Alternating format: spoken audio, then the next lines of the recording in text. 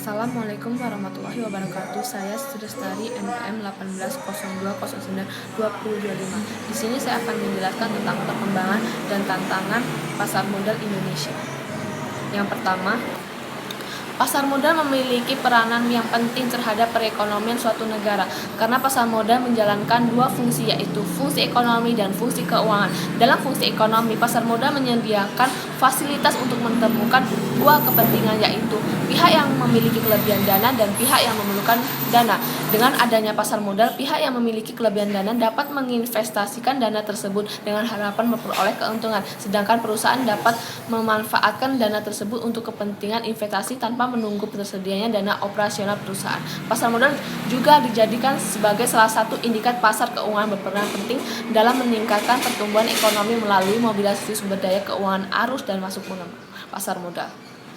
Nah, keduanya dapat memanfaatkan instrumen keuangan di pasar modal untuk mendanai berbagai proyek jangka panjang. Pengaruh makroekonomi tidak mempengaruhi kinerja perusahaan secara ketika, melainkan perlahan dapat dalam jangka waktu yang panjang.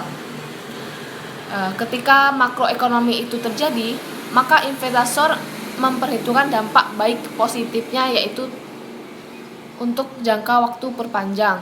Nah, untuk pengertian pasar modal secara sempit adalah suatu tempat pengertian fisik terorganisasi, tempat-tempat efek perdagangan disebut dengan bursa efek.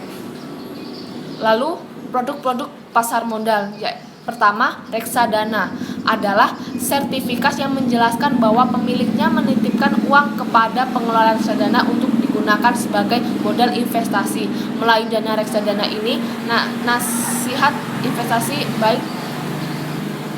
Yang kedua, saham. Secara sederhana, saham dapat didefinisikan sebagai tanda penyertaan atau kepemilikan seseorang atau badan dalam suatu perusahaan. Bila perusahaan menitipkan mampu menghasilkan laba yang besar, maka kemungkinan para pemegang sahamnya akan menikmati keuntungan yang besar pula. Lalu yang ketiga, saham preferen adalah gabungan antara obligasi dan saham biasa. Karakteristik obligasi misalnya, saham preferen memberikan hasil yang tetap seperti bunga obligasi. Lalu yang keempat, obligasi. Obligasi itu adalah surat berharga atau sertifikat yang berisikan kontrak antara pemberi pinjaman dan penerima pinjaman. Surat obligasi adalah selembar kertas yang menyatakan bahwa pemilik kertas tersebut memberikan pinjaman kepada perusahaan yang menerbitkan obligasi.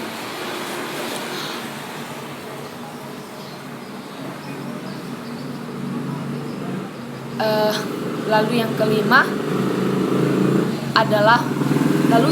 adalah waran. Waran adalah hak untuk membeli saham biasa pada waktu dan harga yang sudah ditentukan. Biasanya waran dijual bersama dengan surat berharga lainnya, misalnya obligasi atau saham. Lalu yang keenam, right issue. Right issue itu merupakan hak bagi pemodal membeli saham baru yang dikeluarkan oleh emiten. Karena merupakan hak, maka investor tidak terikat untuk membelinya.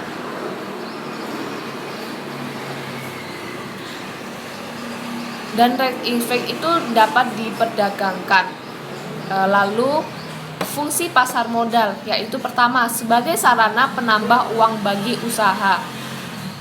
Perusahaan dapat memperoleh dana dengan cara menjual saham ke pasar modal.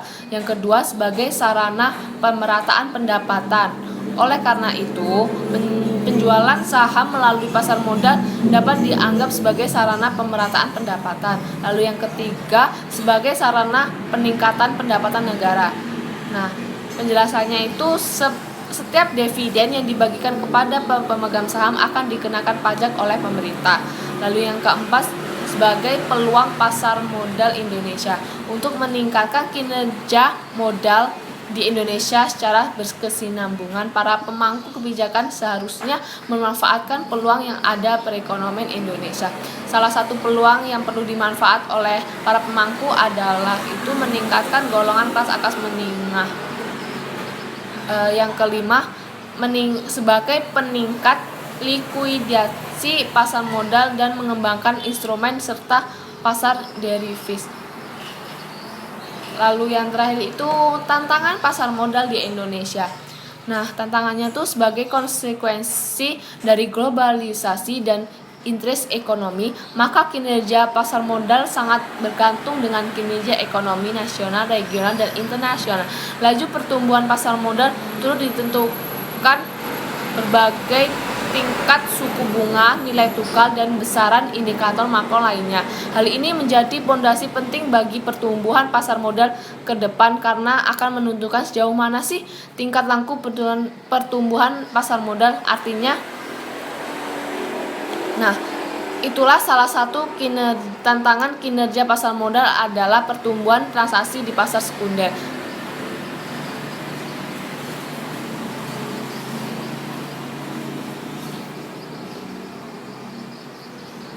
Dan pasar modal Indonesia sebagai pasar modal kategori emerging market diharapkan pada tantangan berikut ini investor domestik dapat mencegah anjloknya pasar modal saat adanya penarikan modal secara besar-besaran dari investor asing.